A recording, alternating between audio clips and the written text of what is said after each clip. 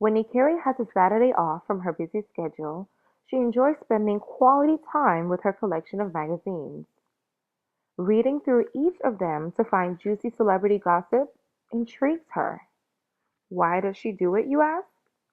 It's all about finding out who's hot and who's not. Sometimes I just back my magazine based on who's on the cover. So if I really like that person, that magazine could have been in French. I wouldn't have known because I just get distracted by the picture. I buy a lot of Cosmopolitan. I live, breathe, sleep Cosmopolitan. I think their articles are like very, very fashion forward. Things like Juicy, I buy based on who's on the cover. XXL, I gotta keep up with the rap game, so whoever's hot at that time, like to keep it current, you know. This one is a good example. I usually don't read Essence, but I like Essence just because Reggie Bush is on the cover and I just mellowly adore him.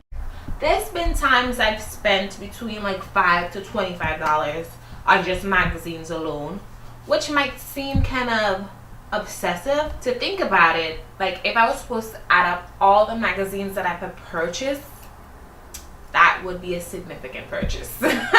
If celebrities don't want paparazzi and fans to know something, they could keep it on the hush. The things that we find out is things that publicists leak or people in their camp leak just for us to have that little tip of intrigue so they could just feed us that information. So no one has the right to know what's going on with somebody else. It's the celebrities make it their right for us to know what's going on with them. And as a result, we just tune in to see what's more. When your time has arrived, that's your moment to shine, like there will be cameras following you. So you gotta take it till you leave it. So success comes with its share of pains and sorrows. Like you either want to be in front of the camera and want to make that money, want to be successful, or you don't. And in order to be current, you have to be in front of the camera. How do you gain a fan base? I am uberly fascinated with this new blog called NicoleBitchy.com. It's kind of a pun on Nicole Richie and her being bitchy. So it's called Nicole Bitchy. She's the American girl from this small town in Maryland, I think. But the information that she posts is not like a Perez Hilton kind of blog where it's just fashion celebrities. It's like more so of things that are really, really happening, like when Beyonce got pregnant, when Rihanna got her new Thug Life tattoo on her knuckles. That was pretty cool. Like just things that are really, really happening at the time and moment. Nykeri is already looking forward to her next Saturday off.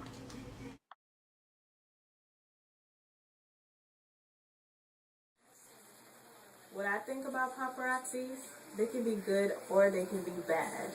They can be good because they can dig up the scoops on what everybody wants to know without having to do all the extra researches. And as far as being bad, it's just certain things that not everybody wants to be put out in the public. They can even make or break a person because it's just certain things, like if they have a picture that's inappropriate or something and that goes back to their career, that could just ruin a person's life. And it's just all about privacy. They're very entertaining, but I think they take it too far when they go in the trash and just dig for dirt. Being a celebrity is not all about the glitz and glamour. After a person becomes famous, it's hard for them to keep any aspect of their lives private. For some celebrities, keeping anything private has become impossible with the help of the paparazzi. Paparazzi, according to Webster's dictionary, originated from the Italian word paparazzo and is defined as a freelance photographer who aggressively pursues celebrities for the purpose of taking candid photographs. According to Entertainment.com, the laws regarding public photography have always been in a gray area. More and more stars are taking paparazzi to court. An anti-paparazzi legislation was passed in the state of California after the death of Princess Diana. That event alone caused many governments to re-examine their paparazzi laws. There is a thin line between legitimate news gathering and invasion of privacy. Many news outlets headlined that paparazzi was one of the main factors of Princess Diana's death.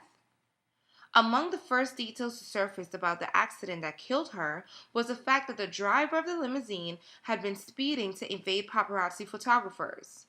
In June of 2010, Lindsay Lohan was almost killed by a man who rammed his car into hers while trying to take pictures. In celebrity news, paparazzi has also been very beneficial. The breakup of Kim Kardashian and Kris Humphries has been all over the news since Kim filed for divorce. As a public, people want to know why.